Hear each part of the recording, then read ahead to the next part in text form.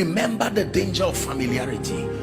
There are young people here now. You are doing well and you leave your parents. You see some of these are old folks still doing what they were doing while they were young.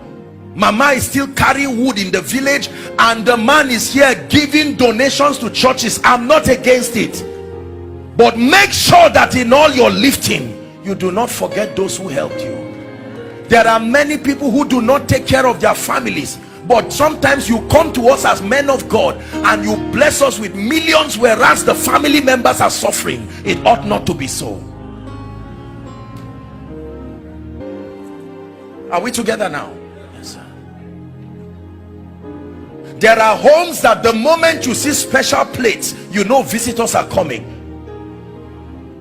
They kill chicken and it's the head and the legs that the children eat. You see them standing somewhere around the kitchen as beggars in their own homes, while visitors that will betray you tomorrow, they come and they have the choice meals. I'm planting in you a seed of honor.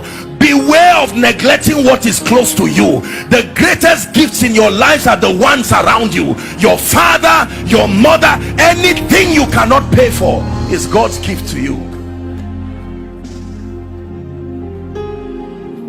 Don't allow your children hate you because of how you dishonor them. They go out of the house and they are treated as kings. They return back home and they are treated as rubbish. Same thing with parents. There are many young people, parents remain in the office because their children, let me tell you, there is nobody who runs away from an atmosphere of honor. There are many men today who cannot go home. Christians, as soon as they enter their homes, dishonor speaks everywhere.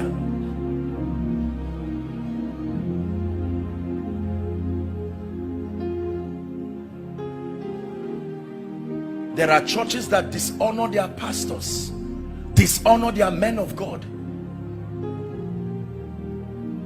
I do not know any assembly where the man of God will not excel, knowing that his people love him sincerely. Not something you qualified for.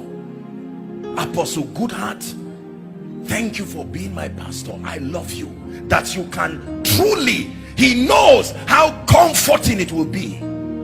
You can be serving in the church doing things, but your heart is sincerely not there.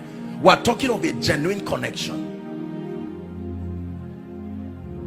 Let me therefore propose a few things to you as I attempt to round up. Number one, you must make a covenant with yourself and your life and your destiny, that for as long as you are planted in this assembly under God, make it a point of duty that you will stand and you will die with your pastor.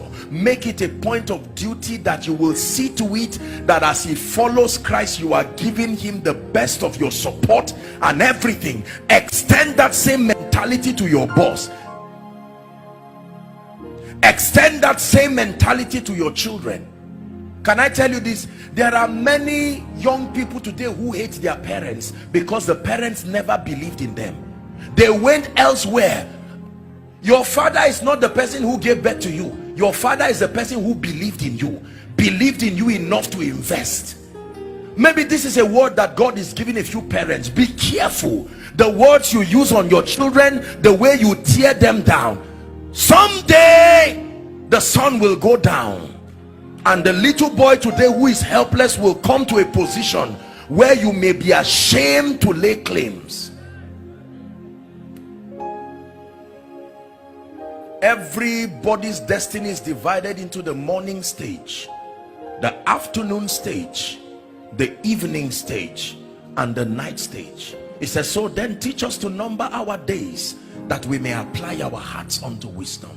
This is a key that has changed my life.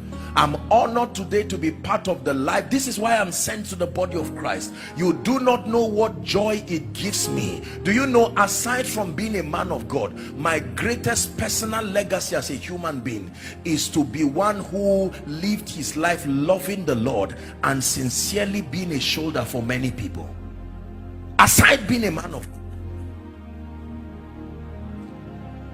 the meaning of my name is the way to love, and it's a very powerful name. I've blessed my parents 1,000 times for being that discerning to give me such a name. I sincerely love people. I don't use people. I don't try to, no. Return to the place of genuine honor. Return to the place of genuine honor. Honor to God. There are some of us, I know now, I want to say something in 1 minute and then we're done. There are many of us here who, even though we are a congregation, the truth is, I want to tell you an uncomfortable truth. From a sociological standpoint, from a spiritual standpoint, even though this is logic, and by extension whatever church listening and following and the body of Christ, I want to bring you to a sincere realization that you are not all the same. That is the honest truth. From a standpoint of sacrifice, from a standpoint of achievement, you are not all the same, and there must be a system. I'm not trying to teach stratification. Yes, we are all equal before God, but if that statement is not balanced, it will lead to a lot of dishonor. I found out that the reason why many blessed and wealthy people do not come to church is that there is a track record of dishonor. Their sacrifices are trivialized in the name of creating a unified platform to bless people. Jesus did not hide his honor for noble people. Zacchaeus, come down, I've changed, I'm going to your house. And because of that one sacrifice, many people were forgiven. The centurion, you are a man under authority, I respect you, I don't need to come to your house, I will speak the word. No matter how high God lifts me, I'm wise enough to know that there are positions I occupy today, sociologically speaking, that is a privilege. It didn't come by age, it didn't come by qualification, and we must be wise enough to communicate the same. Is God helping us? So there are many of us that God will bring us into places where from a physical standpoint we should not be there. Don't abuse that access.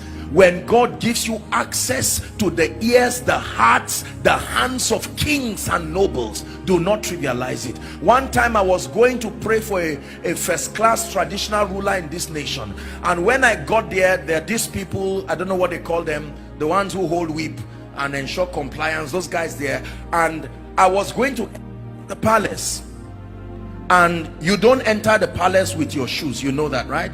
But the man said no. He said enter, and the people were surprised. I said no sir, please let me take off my shoes. He said no, I am king. I said enter. But if I'm going to see him another day and I now buckle my shoes and just jump in, no, I will not abuse that access. Can I tell you this? Every time a man shows you uncommon access, make sure you send back a message that makes him know, I recognize this is a privilege and I do not take it for granted. I guarantee you, do that and you have secured his fear.